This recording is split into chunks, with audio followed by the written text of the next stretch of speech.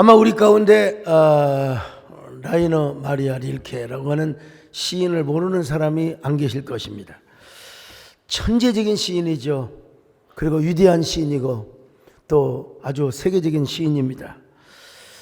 원래부터 유명한 시인은 아니었습니다. 무명의 시인이었습니다. 아무도 알아주지 않는 시인이었습니다. 근데 한 여자를 만나면서, 한 여자를 사랑하면서 인약 세계 스타의 위대한 시인이 된 것입니다. 그 여자가 어떤 여자냐? 루 안드레아스 살로메라고 하는 여자죠. 살로메는 얼마나 소위 말하면 그 여자의 향기가 넘쳤는지 보는 사람마다 다 반해버리는 거예요. 그래서 당대의 지성인인 니체 또 프로이드 같은 심리학자 이런 사람도 한눈에 반해버렸어요.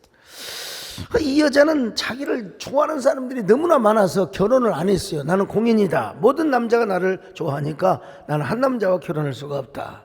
이런 공주병에 걸린 사람 없기를 바랍니다만은 어쨌든 근데 이제 결국 결혼을 했어요. 돈 많은 대부호 안드레아라고 하는 사람과 결혼을 했는데 조건이 있어. 나는 공인이니까 당신과 부부관계는 안 가져야 된다. 예. 부부관계를 안 하는 걸 전제 조건으로 하고 결혼을 했습니다. 이 사람들이 미쳤다고 했지요. 그런 결혼이 어디가 있느냐고. 그건 말도 안 되는 거라고. 근데 안드레아가 그렇게 비난하는 사람들에게 이런 이야기를 했다고 해요. 꼭 그런 부부관계를 가져야 부인이 되고 아내가 되고 그런 것입니까? 좋아하는 사람과 함께 언제든지 밥 먹고 대화하고 이야기할 수 있고 그런 것도 사랑이지 않습니까? 이게 플라토닉 위대한 정신적인 사랑입니다. 나는 이것으로 만족합니다. 참 그 남자도 훌륭한 사람이죠. 근데 이때 이제 누가 나타나느냐? 불청객 릴케가 나타납니다. 릴케가 나타나서 살로메를 바라보는 순간 환장병이 걸린 거예요. 완전히 자신의 모든 정열을 다 바쳐서 전 존재와 전 인격을 다 바쳐서 살로메를 사랑하고 살로메를 향한 시를 쓰고 편지를 씁니다. 살로메, 그 이름은 죽다가도 부를 이름이요 죽어서도 부를 이름이라. 원래 릴케의 이름이 바로 르네 마리아 릴케였습니다. 근데 서로 어느 정도 이제 친해질 무렵 살로메가 르네란 말은 좀 너무 촌스럽지 않느냐. 우리는 모르잖아요. 근데 이게 독일에서 볼 때는 이게 프랑스식이고 여성적이라 그래 좀 남성적인 면모를 갖춰라. 그래서 라이너 마리아 릴케 라이너로 바꾼 것입니다. 뿐만 아니라 릴케는 살로메의 글씨를 닮으려고 자신의 서체까지 바꿔버립니다. 필체까지 바꿔버려요. 자, 그리고 여러분 사랑하는 여자가 유부녀잖아. 이미 결혼한 여자지 않습니까? 근데 거기에다가 14살이나 연상이란 말이요. 이게 머리에 피도 안 마른 놈이 지금 유부녀를 사랑한단 말이요. 참 남진양은 그런 그 영화를 옛날에 찍으셨잖아요. 참 형수를 사랑하면 안 되는데 맺지 못할 인연일랑 생각을 말자 말이죠. 릴케가 그랬던 거예요. 릴케가. 그래서 릴케의 그 연모함에 감동을 받아 살로메가 그 남자와 이혼을 하고 릴케와 정식 사랑을 합니다. 결혼을 해서 이제 부부관계도 갖고 남녀의 사랑을 나누게 되는 거예요. 그때부터 릴케는 완전히 사랑의 포로가 됩니다.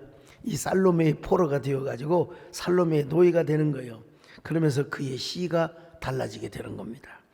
온통 그녀의 생각에 포로가 되어서 시를 쓰고 작품을 쓴 것입니다. 평론가들은 뭐라고 말합니까?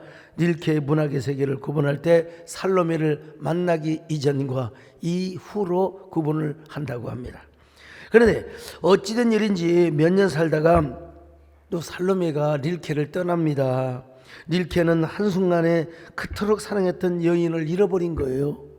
가을을 남기고 떠난 사랑. 아직도 이 가을은 멀리 있는데, 아직도 겨울은 멀리 있는데 세상에 릴케는 평생 잃어버린 사랑을 연모하고 그의 여인을 흠모하면서 시를 쓰는 거예요.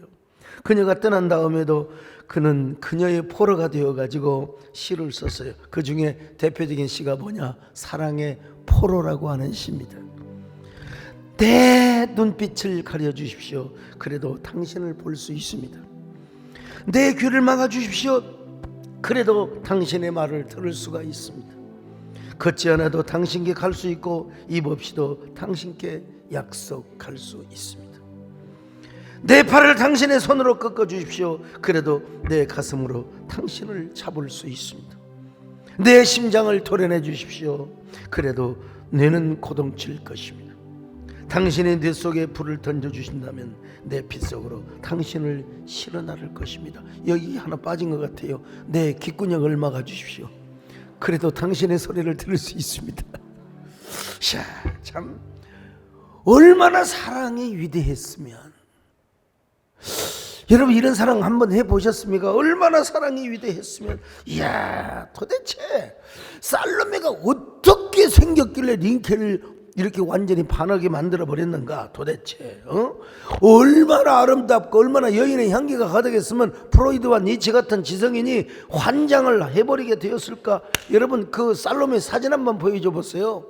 자, 옆모습 한번 보여줘 보세요. 참 환장하게 생겼습니까? 장로님들 완전히 그냥 이 사진 보고 미쳐요? 난 릴케가 이해가 안 되는 거예요. 물론 나는 동양인의 관점에서 본지는 몰라도 남진장님 어떠세요? 이상형이세요? 아니래요. 아, 참 남진장로님은 옛날에 윤정이나 뭐 이런 영화를 찍었기 때문에 그런 스타일이겠죠. 아무튼 난 아무리 검색을 해서 내가 이 사진 저 사진을 봐도 저희 집사람보다 잘생긴 게 하나도 없어요. 근데 나는 저희 집사람에게 한 번도 사랑의 포로가 되어본 적이 없거든요. 이것도 문제인지 모르겠습니다만은 어떻든 신비스러운 사건이고 이야기입니다. 릴케는 사랑을 빼앗긴 대신에 위대한 시를 얻었습니다. 일단 이야기를 생각하면서 오늘 본문을 떠올리기 시작했습니다. 예수님의 제자들은 3년이나 예수님을 따라다니면서도 예수님이 누구인 줄을 몰랐어요. 얼마나 귀한 존재, 얼마나 귀한 가치인가를 몰랐단 말입니다. 물론 그런 가치를 아는 여자들이 몇 명 있었습니다. 막달라 마리아와 다란 마리아와 그리고 또 세베대의 아들들의 어머니의 이런 여자들은요, 예수님을 얼마나 사랑했더니 갈릴리에서 예수님이 저 예루살렘을 가면 예루살렘까지 따라갔어요. 부산에서 예수님이 계셨다면 서울로 공연 오는데 부산에서 서울까지 와. 요즘이야 뭐 KTX 2시간만 타면 오지만은 옛날에는 여러분 얼마를 걸어가지고 왔겠습니까? 그냥 예수님이 광팬이고 찐팬이고 왕팬이었다고 할 수 있지요. 아니 그분들은 예수님이 십자가에 죽으실 때도 그리고 십자가에 죽으신 후에 장사 지낼 때도 끝까지 함께 했어요. 끝까지. 제자들은 다 남몰라라 도망가 버렸는데 말이죠. 여러분은 한번 어떤 사람인가 생각해 보세요. 나는 정말 우리 주님 앞에 얼마나 포로당한 사람인가, 얼마나 예수님을 절대적으로 내가 신봉하고 믿고 있는가. 막달라 마리아처럼 다른 마리아처럼 예수님이 여러분의 절대 사랑이 되어 있습니까? 여러분 절대 존재가 되어 있습니까? 릴케가 살로메에게 포로가 되고 납치가 된 것처럼 여러분 진짜 예수님께 포로 되어 있어요? 예수님을 1000번을 부르고 10,000번을 불러도 여러분의 부르다가 죽을 아가의 노래로 그 주인공으로 여러분이 삼고 있습니까? 여러분도 예수님께 포로가 되시기를 바랍니다. 아니 릴케가 살로메에게 포로가 되어서 한평생을 연모하고 살았던 것처럼 여러분 우리는 부르다가 죽을 노래, 죽다가 부를 노래, 죽어서도 부를 노래가 누구냐? 그리스도 예수라는 것입니다. 여러분 그러시면 아멘 하시기를 바랍니다. 1000번을 불러도 내 눈에는 눈물이 멈추지 않는 것은 십자가에 나를 살리려 나를 사랑하신 그분이에 이거 한 번 부르기 아까워요. 다시 한 번 합니다. 1000번을 불러도 내 눈에는 눈물이 멈추지 않는 것은 십자가의 그 사랑 나를 살리려 하늘 보자 버리신 나를 사랑하신 그분이 예수요. 그분이 예수가 되시기를 축원합니다. 근데 미안하지만 예수님의 제자들은 아직도 몰랐어요. 주님을 3년이나 따라다녔는데요. 죽다가 부를 이름, 부르다가 죽을 노래라는 사실을 아직도 그래서 깨닫지 못하는 그들에게 예수님께서는 상징적인 말씀을 하신 겁니다. 시그널을 주신 거예요. 한 말씀, 너희들은 바리새인의 누룩과 헤롯의 누룩을 조심하라. 자, 마가복음 8장 15절을 같이 봅니다. 시작. 예수께서 경고하여 이르시되 삼가 바리새인들의 누룩과 헤롯의 누룩을 주의하라 하시니. 바리새인의 누룩과 헤롯의 누룩을 조심하란 말입니다. 주의하란 말이요. 여기서 바리새인의 누룩은 종교적인 악행, 관습을 말하는 것입니다. 종교의 이름으로 자행되는 모든 죄악을 의미하는 것입니다. 여러분, 종교는 반드시 있어야 됩니다. 사회적 순기능과 선순환을 위해서 종교는 반드시 필요한 거예요. 2021년 갤럽 조사에서도 나타난 바지 우리나라 국민의 65%가 종교가 필요하다고, 종교가 있어야 된다고 얘기했어요. 그런데 당시 유대 종교는 그러지를 못했습니다. 온갖 위선과 외식과 온갖 그 불법이 자행되어 있었어요. 막 그 율법의 조항을 만들어 가지고 백성들에게 막 무거운 짐을 그냥, 그리고 자기들은 뒤에서 그냥 온갖 죄를 다 짓고 말이죠. 이게 유대의 지도자들의 종교적인 특징이 바로 뭐냐? 겉은 얼마나 화려하게 꾸미는데 회칠한 무덤처럼 속은 온갖 부패와 곰팡이와 누룩과 온갖 죄악이 가득해 있었어요. 그러니 무슨 종교가 사회적 순기능을 하고 선순환적 역할을 하겠습니까? 백성들에게 막 프레스만 가했지요. 그런가 하면은 헤롯의 노릇은 온갖 정치적인 악과 관습을 말하면 이 정치성. 네. 정치도 있어야 돼요. 정치가 있어야 민생 문제를 해결하고 건강한 국가와 사회를 이룰 수 있는 것이요. 그런데 정치가 백성을 힘들게 하면 정치가 필요 없는 겁니다. 막 정치가 백성들을 둘로 나누고 막 여야가 너무 심각하게 대립하며 국민 여론을 계속해서 분열시키고 공론을 분열시키는 거, 이거 여러분 정치가 이러면 안 되죠. 여러분, 정치가 사회적 역기능을 하고 그리고 사회적 반순환 역할을 하면은 그러면 안 돼. 그런 의미에서 뭐라고 하느냐, 우리 예수님은 헤롯의 누룩을 조심해라 이 말이요. 헤롯의 누룩. 오늘날 여러분, 교회가 너무 이념화되고 교회가 너무 정치화되고 너무 교회가 그냥 뭐 이쪽은 야당, 너무 그냥 교회가 그냥 세상을 따라, 이거 여러분 헤롯의 누룩을 닮아가는 거예요. 헤롯의 누룩 때문에 그러는 거예요. 마태복음 16장에 보면 또 이렇게 되어 있어요. 바리새인과 사두개인의 누룩을 조심하라고. 거기서는 헤롯이란 말이 안 나와요. 왜 그러느냐? 헤롯과 사두개인은 사촌 동생입니다. 형제예요. 왜냐하면 이 헤롯은 말이죠, 헤롯도 정치적이면 사두개인도 내세를 부인해요. 부활을 부인해, 영생을 부인해. 그러니까 이 정치밖에 없는 거예요. 종교적 정치만 하는 거죠. 이 세 사람의 공통점은 뭐냐? 세상적이고 물질적이고 정치적이라는 것입니다. 하나님은 없고 자기만 존재하는 거예요. 자기 자신을 중심으로 한 삶을 사는, 거짓말을 밥 먹듯 하면서 언제나 그러면서도 종교적인 척, 거룩한 척 하는 사람들이란 말이죠. 여기서 예수님은 왜 그 바리새인의 행위를 조심해라, 저 헤롯의 행위를 조심을 하지 않고 누룩이라는 표현을 썼을까? 여러분, 누룩이라고 하는 것은 확장성의 의미가 있어요. 네.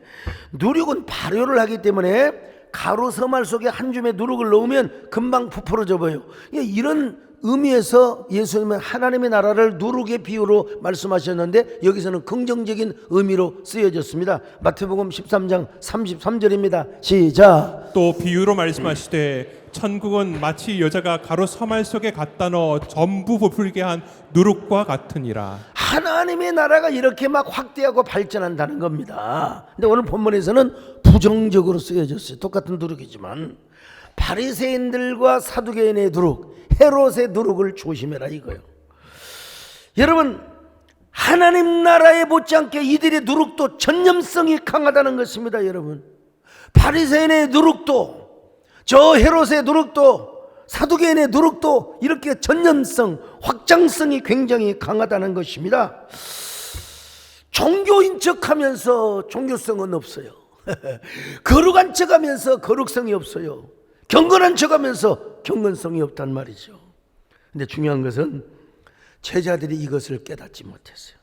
그들은 오병이어와 칠병이어 사건 이후에도 남은 떡을 깜빡 잊어먹고 안 갖고 와서 등신 같은 사람들이 아이고 이 등신들 왜 우리가 그것을 안 가져왔을까. 세상에 우리 예수님이 이제 저녁 식사 때 되면 음식 찾으면 아이고 우리 야단 맞겠네. 자 8장 14절 같이 봅니다. 시작. 제자들이 떡 가져오기를 잊었음에 배에 떡 한 개밖에 그들에게 없더라. 떡이 한 개밖에 없어. 이거 그러면 우리 예수님 앞에 이거 반드시 우리가 책망받을 거 아니요. 수근거리고 있었어요. 16절입니다. 시작. 제자들이 서로 수군거리기를 이는 우리에게 떡이 없음이로다 하거늘. 여러분 예수님께서 눈치를 딱 낌새를 알아차리고 뭐라고 말씀하십니까? 야 너희가 어찌 떡이 없음으로 수근거리느냐. 아직도 깨닫지 못하느냐. 세상에 아직도 너희 마음은 이렇게 둔하단 말이냐. 너희는 눈이 있어도 보지 못하고 귀가 있어도 듣지 못하고 마음이 있어도 깨닫지 못하는 에라이 등신들아. 그러면서 예수님이 뭐라고 말씀하십니까? 내가 떡 5개 가지고 몇 명 먹였어? 5,000명입니다 그러면 몇 광줄이 남았어? 12광줄입니다 그리고 떡 7개 가지고 몇 명 먹였어? 4,000명 먹였습니다. 몇 광줄이 남았어? 7광줄입니다. 여러분 그러자 이제 주님이 뭐라고 말씀하십니까? 그렇게 대답은 잘했어요. 근데 너희들은 아직도 깨닫지 못하느냐 이거예요. 예. 너희들은 제자들아 너희들은 아직도 깨닫지 못하느냐. 자 마가복음 8장 21절 시작. 이르시되 아직도 깨닫지 못하느냐 하시니라. 아직도 깨닫지 못하느냐. 도대체 무슨 의미입니까? 제자들아 먹는 것이 그렇게 중요해? 먹는 것이? 떡이 그렇게 중요해? 떡이 물론 육신을 가지고 살아가기 때문에 먹는 것이 중요하지. 근데 그 먹는 것보다 중요한 존재가 있어. 내가 일으킨 기적의 떡보다 중요한 존재가 있어. 그게 뭔 줄 아니? 그게 바로 누구냐면 다 예수야. 참 너희들은 그렇게 깨닫지 뭐. 내가 3년 동안이나 그렇게 말씀을 전하고 훈련을 시켰는데 내가 그렇게 중요한 존재인지 몰라? 내가 떡 하나 없다고 내가 그런 줄 알아? 누룩 얘기를 하니까, 바리새인들의 누룩 얘기를 하니까 우리들 떡 안 가져왔다고 한 예수님께서 우리를 지금 책망하고 계시네. 이렇게 곡해를 하고 있다 이 말이죠. 여러분 물론 먹고 사는 거 중요합니다. 우리에게. 그러나 먹고 사는 것보다 더 중요한 게 뭐냐? 사람이 떡으로만 사는 것이 아니요 하나님의 말씀으로 산다 이거예요. 그 말씀으로 오신, 말씀이 육신으로 오신 그 예수 그리스도, 그분이 절대 존재요 절대 가치요 절대 사랑이라고 하는 것을 제자들이 알았다면, 여러분 떡 문제가 나올 때, 누룩 문제가 나올 때 본질의 문제를 깨달았을 것 아니겠습니까?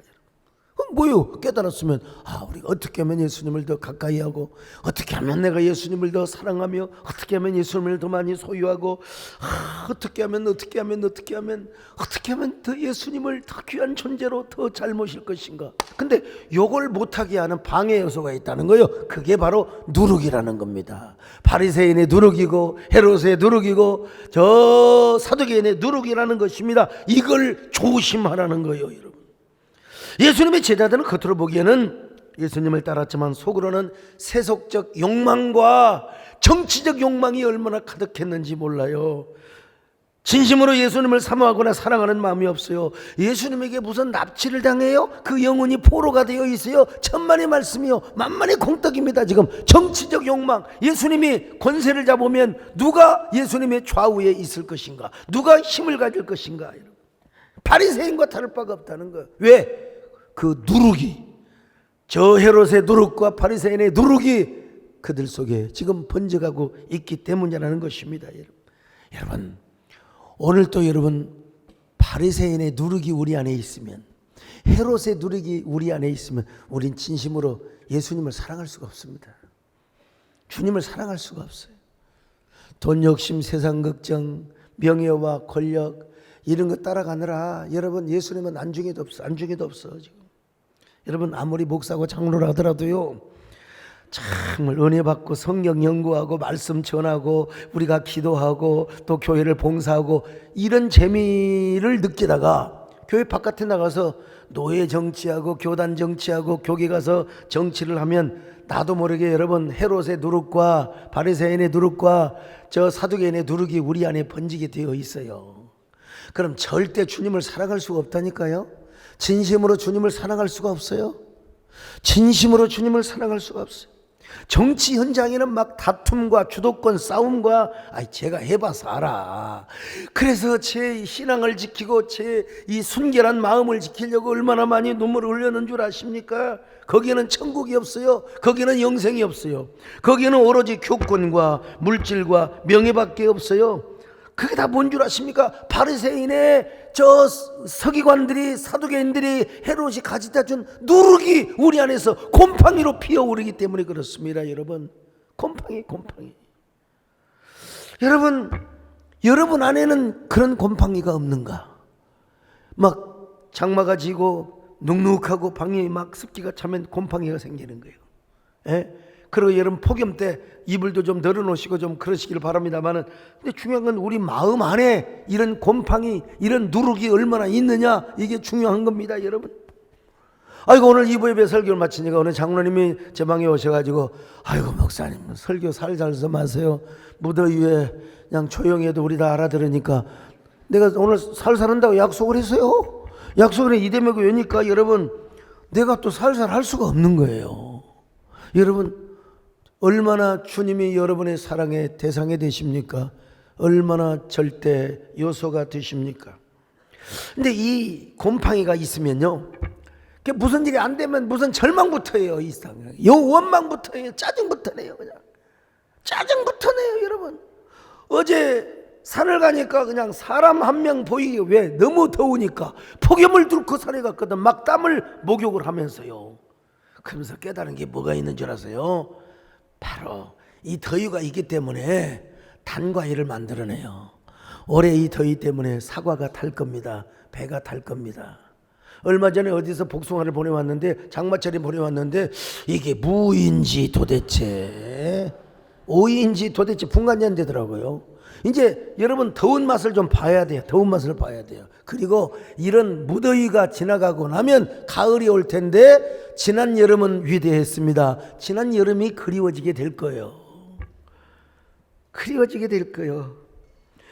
근데 이상하게 이게 그냥 이런 생각이라도 해야 우리가 정상적으로 살아가는데, 맨날 이거 더워가지고 그냥 짜증을 나고 그냥 원망을 하고, 누군가 그냥 누구 싸울 사람 없나? 전화 걸어가지고 시비가 쓸 사람 없나? 뭐 이러면 여러분 어떻게 인생을 살아가겠어요, 여러분? 우리 신앙생활은 더더욱 그렇습니다, 여러분. 그래서 예수님이 말씀하셨어요. 바리새인과 저 사두개인의 누룩을 조심해라. 헤롯의 누룩을 조심해라. 이 누룩이 없어야 돼. 누룩이 없어야 우리가 순수한 신앙을 가질 수 있습니다. 순수하게 오직 예수, 오직 하나님, 오직 교회, 오직 아멘의 삶을 살아갈 수가 있습니다. 이런 사람은 뭐라고 고백합니까? 야, 주님은 내 사랑입니다. 주님은 내 생명입니다. 진정한 나의 생명의 사랑이요 기업이 누구냐? 예수 그리스도란 말입니다. 여러분, 나 광신자가 되라는 말이 아니라 여러분의 절대 가치가 주님이 되시기를 바랍니다. 그러면서 세상살이도 잘하시기를 축원합니다. 주님은 내 사랑이요 고귀한 내 생명이요 내 가는 인생길에서 주님은 내 소망이요 주님은 내 행복이요 나에겐 참사랑이요 그 무엇과 바꿀 수 없는 주님은 소중한 주 나 주님 영원히 사랑하리 온 세상 모두가 변한다 해도 주님만 사랑하리라 아무리 험난한 일도 주님과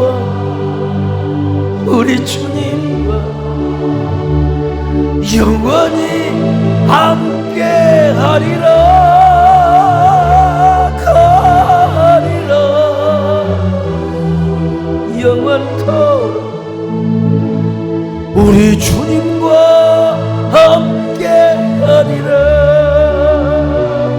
우리 주님과 함께 설리라.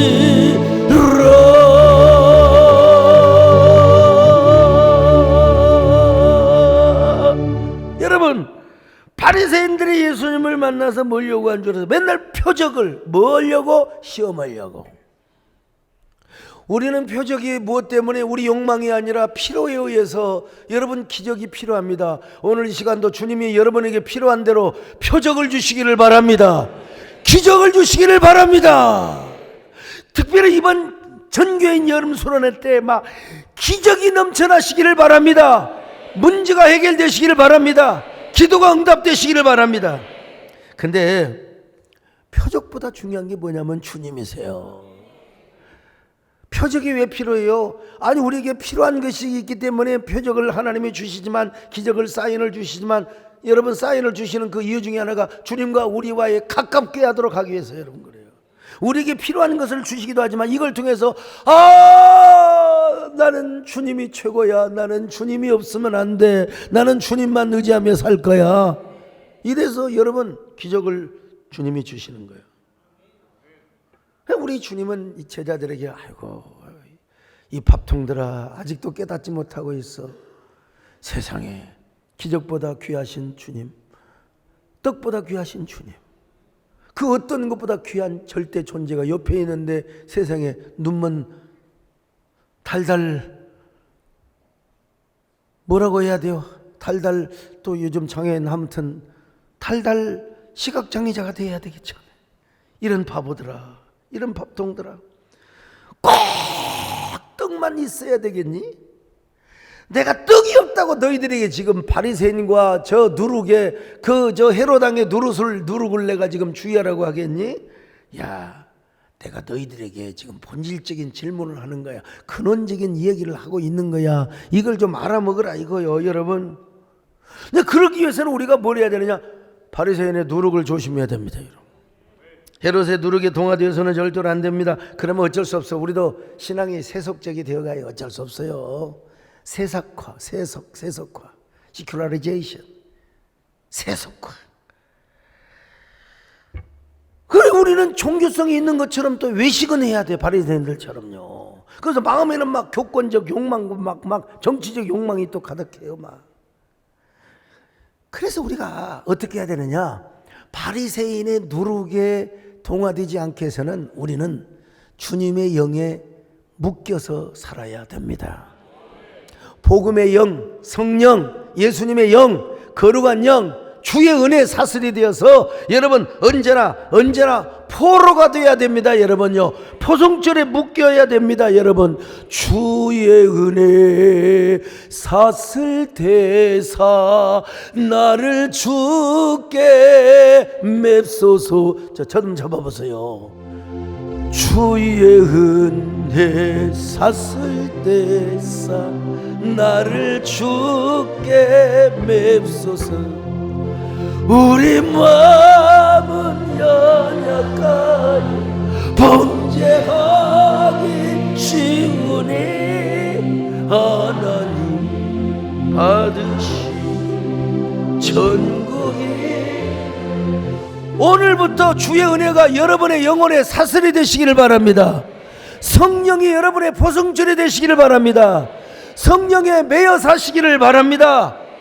그래서 사도 바울은 뭐라고 그랬어요? 사도행전 20장에서 나는 성령의 매임을 받아 산다고. 사도행전 20장 22절을 보실까요? 시작. 보라, 이제 나는 성령에 매여 예루살렘으로 가는데. 됐어요. 성령에 매여. 옛날 성경에는 심령이 매임을 받아서, 심령의 매임을 받아서. 이 번역도 아주 괜찮은 번역인데 오늘 개역 개정판은 성령에 매여서 더 아주 직역을 해준 것 같아요. 성령에 매여서, 거룩한 영에 매여서. 매여 산단 말이 헬라어로 데데메노스로 표현되어 있어요. 이게 체포당하다, 묶여있다, 포승줄에 매여있다, 이런 의미인데요. 이 성경에 보면요, 그 나사로가 시체로 묶여 있을 때 데데메노스로 기록이 되어 있어요. 자, 요한복음 11장 44절입니다. 시작. 죽은 자가 수족을 배로 동인 채로 나오는데 그 얼굴은 수건에 쌓였더라. 예수께서 이르시되 풀어놓아 다니게 하라 하시니라. 그 다음에 죄수가 쇠사슬에 묶여 있을 때도 데데메노스. 자, 12장 사도행전 12장 6절 시작. 헤롯이 잡아내려고 하는 그 전날 밤에 베드로가 두 군인 틈에서 두 쇠사슬에 매어 두 쇠사슬에 매여. 이게 데데메노스예요. 데데메노스. 그런 것처럼 사도 바울은 지금 마음이 데데메노스 되어 있다 이 말이에요. 마음이 포성줄에 묶여 있다는 거예요. 어떤 포성줄? 성령의 포성줄, 은혜의 포성줄, 주의 영의 포성줄. 아이고, 여러분, 바울은 이게 무슨 말이냐? 이게 이 완료 시제로 되어 있는데 무슨 말이냐면 과거에도 묶여서 살았고 지금도 묶여서 살았단 말이요. 예, 표현은 그렇게 되어 있지 않지만 앞으로도 나는 당신의 영에 매여 살 거야 이 말입니다, 여러분. 참, 여기서 성령에 매여 살았단 말은 무슨 말이냐? 예수님의 영에 매여 살았다는 말은 똑같아요. 자, 사도행전 16장 6절로 7절 시작. 성령이 아시아에서 말씀을 전하지 못하게 하시거늘 그들이 부르기아와 갈라디아 땅으로 다녀가 무시아 앞에 이르러 비두니아로 가고자 애쓰되 예수의 영이 허락하지 아니하시는지. 자, 예수의 영이 무엇입니까? 바로 성령이죠. 성령이요. 그러므로 오늘날 정말 예수님을 나의 절대적인 존재로 삼고 절대적인 사랑의 대상으로 삼기 위해서는 예수의 영, 은혜의 영, 생명의 영, 성령께서 우리의 마음을 메어야 됩니다, 여러분. 우리 마음이 묶임을 받아야 됩니다, 여러분. 그렇지 않으면 눈이 가는 대로 마음이 가요. 눈이 시궁창으로 가면 마음도 시궁창으로 가게 되어 있어요. 여러분, 눈이 따라가면 마음도 같이 따라가게 되어 있는 것입니다, 여러분. 그래서 사도 바울뿐만 아니요 12제자는 오순절 성령 강림을 경험한 이후에 뭐라고 그랬어요? 언제나 성령에 매여 사는 삶을 살았어요. 주의 은혜가 사슬이 되어서 언제나 성령의 영이, 거룩한 주님의 영이 그들의 마음을 매여 있었다 이 말이요. 꽁꽁 매고 있었다 이 말이요. 오늘 우리는 어떤 사람입니까? 무엇에 매여 살아갑니까? 무엇에 묶여서 살아가고 있습니까? 우리는 성령에 매여 살아가지 않으면 그 무언가에 묶여서 살 대체 원리의 줄에 의해서 매음을 받아 살게 되어 있습니다, 여러분. 다른 악한 것들에 매여 살 수 있습니다. 그것이 현대적인 용어로 뭐냐? 중독이요. 중독. 오늘날 현대인들 얼마나 많은 것에 중독이 되어 갑니까? 도박 중독이요, 뭐 알코올, 게임 중독, 성 중독, 쇼핑, 인터넷 중독, 할 것 없이요. 중독이 아니라도 그만 미쳐 살아가요. 먹는 거, 마시는 거, 여러분, 먹는 거 얘기가 나오니까 참 미식가들 있잖아요. 막 세상에 그거 하나 먹으려고 막 2시간 3시간 우리 김철수 장로님네도 아이고 그 쭈꾸미를 지금도 번호표를 타. 쭈꾸미 먹으려고 줄을 서가지고 번호표 타요. 거기 가는 사람만 빼놓고 아니 그거 먹으려고 세상에 막 저 원정까지 저 해외 원정까지 가서 먹으러 가고 말이야. 그냥 이게 미식가들 이거 음식에 중독돼 있는 사람. 저도요 음식 중독에 그 걸릴 가능성이 많은 사람입니다. 저는 이렇게 막 식욕이 많아가지고 식욕이 탐욕이 많아서 모든 게 뭐 안 맛있는 게 하나도 없어요. 그냥 된장, 고추장, 쌈장 된장하고 고추장하고 싸웠는데 누가 이겼느냐? 쌈장이 이겼대. 아무튼 말리더라. 아유 뭐 이렇게 뭐 맛이 없는 게 하나도 없어요. 그러니까 제가 먹고 싶은 만큼 먹으면 저는 아마 지금 100kg가 넘어가지고 여러분 할 거예요. 절제합니다. 절제해요. 제 체중을 위해서 얼마나 절제한지 알 수가 없어요. 근데 음식 중독에서부터 명품 그냥 완전히 똥에다가 또 그냥 채널에다가 아이고 하면서 누군가가 정말 제가 존경하는 분이 루이비통 목도리를 해왔는데 우리 집사람이 그걸 다 가져가 버렸어요. 목사가 그거 메고 다니면 너무 사치스럽다고. 그럼 당신이 메면 사치스럽지 않나? 뭐 지나치게 허풍 들고 과시하고 이것도 다 중독입니다. 여러분 다 중독이에요. 중독. 그래서 이게 뭐냐면 세상에 중독되는, 세상에 푹 빠져 살아가는 거예요. 우리 예수님 뭐라고 말씀하신 줄 아세요? 사도 요한을 통해서 누구든지 세상이나 세상에 있는 것들을 지나치게 사랑하면 아버지의 사랑이 그 속에 없대요. 자, 요한일서 2장 15절 시작. 이 세상이나 세상에 있는 것들을 사랑하지 말라. 누구든지 세상을 사랑하면 아버지의 사랑이 그 안에 있지 아니하니. 근데 이건 다 뭐냐? 육신의 정욕과 안목의 정욕과 이생의 자랑에서 나온 것이래요. 아버지께로서 나온 것이 아니라는 것입니다. 특별히 여러분, 이 세상은 다 지나간대. 지나가.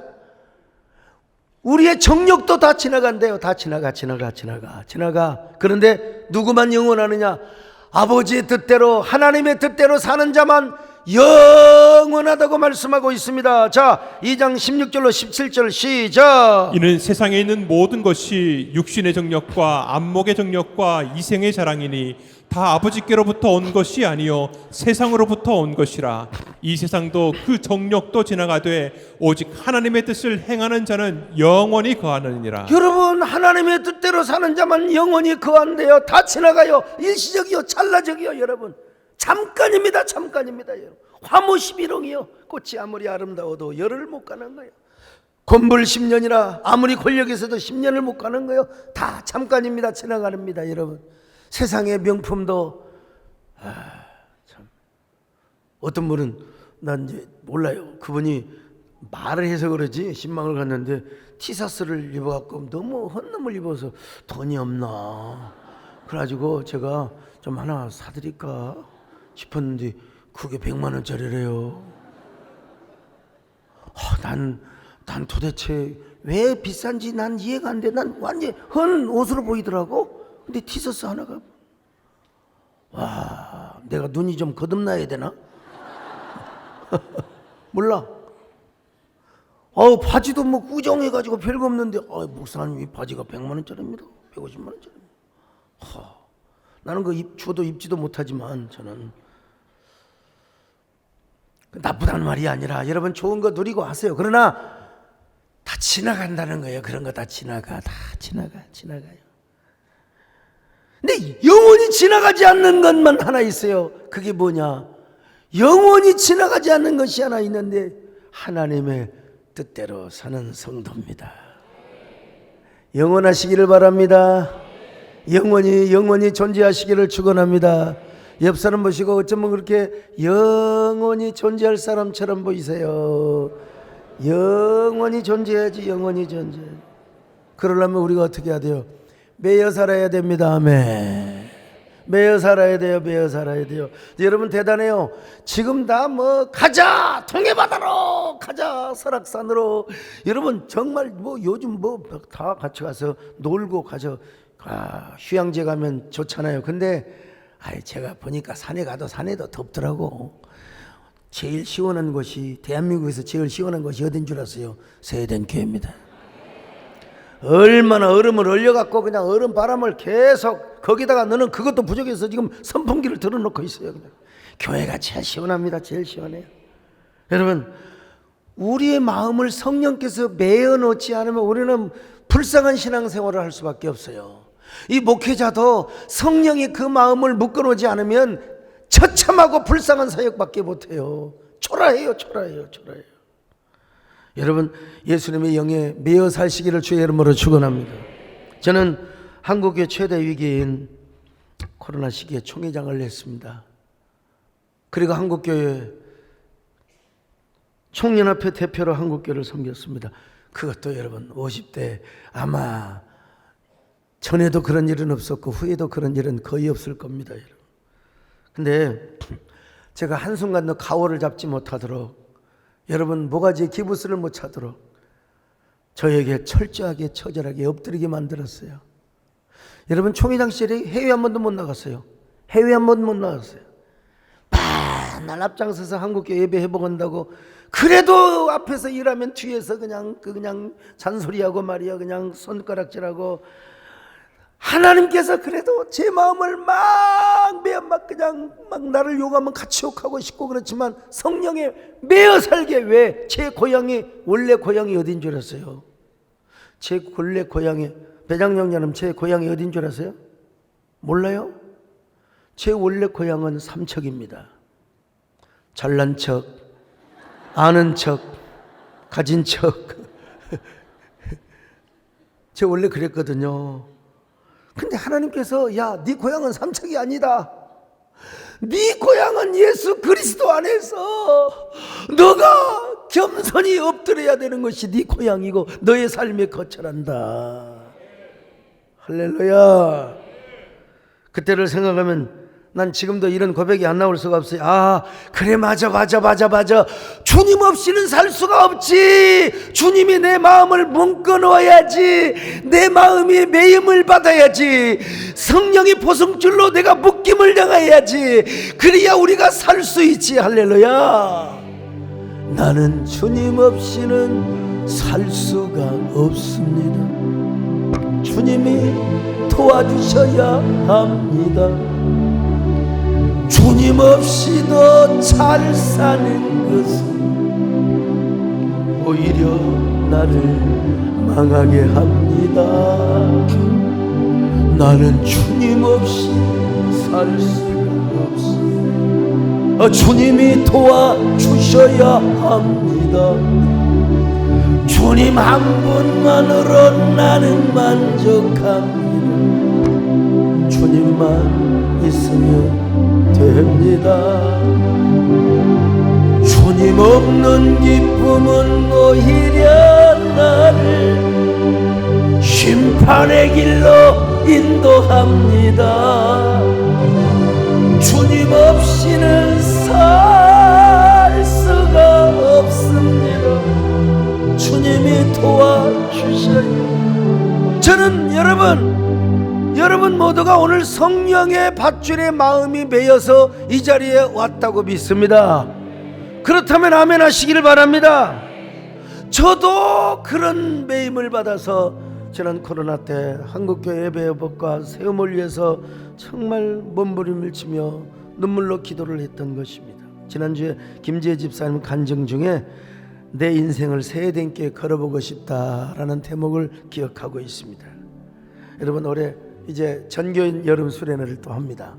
작년 여름 수련회가 아니라 이번에는 자녀들도 함께 하자고 작년 여름 수련회, 전교인 여름 수련회를 합니다. 여러분, 그 수련회에 여러분의 인생을 한번 걸어보고 싶지 않습니까? 뭐 시시하게 바닷가 바다 여러분 와서 들어보세요. 이 말씀의 매력이 또 여기에 있구만. 또 주기도문의 매력이 이렇게 센 줄을 몰랐어. 오늘 여러분, 주님은 말씀하십니다. 내가 떡이 없어서 그런 줄 아니? 여전히 떡 문제, 세상살이에 연연해서 살려고 하니? 야, 그 떡 속에 있는 누룩에 중독이 되면 안 된다. 누룩에 중독되면 절대 안 된다. 그러기 위해서는 신령한 것에 매여 살아야 된다. 성령의 보승줄에 네 마음이 결박당해 살아야 한다. 왜? 주님은 계시지 않지만 바로 주님이 보내신 그 영의 성령의 매임을 당할 때 우리는 주님을 절대 존재로 여기고 절대 가치로 여길 수 있기 때문에 그렇습니다. 깨달아지면 아멘 하시기를 바랍니다. 여러분, 도전이 되시기를 바랍니다. 여러분 인생에 주님 앞에 여러분의 인생을 거시기를 바랍니다. 주님 없이는 살 수가 없습니다. 주님이 도와주셔야 합니다. 주님 없이는 숨 쉴 수가 없습니다. 주님이 사랑해 주셔야 합니다. 주님 없이는 숨 쉴 수가 없어요. 주님 없이는 숨 쉴 수가 없습니다. 주님이 사랑해. 자, 여러분 함께 기도합니다. 하나님, 나는 지내놓고 보니까 성령의 밧줄에 꽁꽁 매이지를 못한 것 같습니다. 세상에 그 무엇인가에 매여 살아왔습니다. 그래서 원망하고 증오하고 시기하고 질투하고 염려하고 절망하고 하나님 모두 음영을 따라 살 때가 있었습니다. 주님, 이 시간 성령의 포승줄로 내 마음을 묶어주시옵소서. 성령의 밧줄로, 성령의 사슬로, 은혜의 사슬로 내 마음을 묶어주시옵소서. 이제 떡 문제 세상살이로 연연하지 않게 하시고 주님이 내 안에 주인 되게 하여 주시고 왕 되게 하여 주옵소서. 그렇게 매여 살 때 주님이 우리에게 필요한 기적도 주실 줄로 믿습니다. 떡도 해결할 줄로 믿습니다. 모든 세상살이 문제도 해결해 줄 줄로 믿습니다. 주여, 주의 사슬, 은혜의 사슬에 매여 주시옵소서. 매여 살게 하여 주옵소서. 함께 간절히 기도하는 시간을 갖습니다.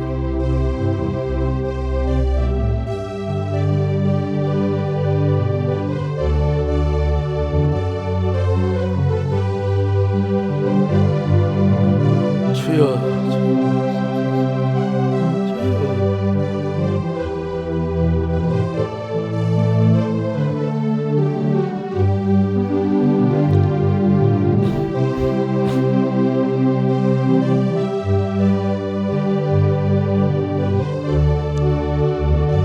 주님 감사합니다.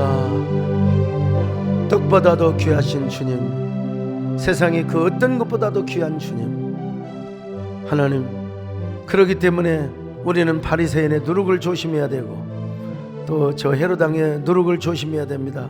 순수하게 주님 만나고 순수하게 주님을 섬기고 순수하게 교회를 섬기고 순수하게 주님을 사랑하는 저희들 되게 하여 주옵소서. 아니, 그 순수는 우리가 성령께 매임받지 않으면 불가능합니다. 주의 영에 매여 살게 하시고 대대매너의 삶을 살 수 있도록 함께하여 주옵소서. 예수님의 이름으로 기도 올리옵나이다. 아멘.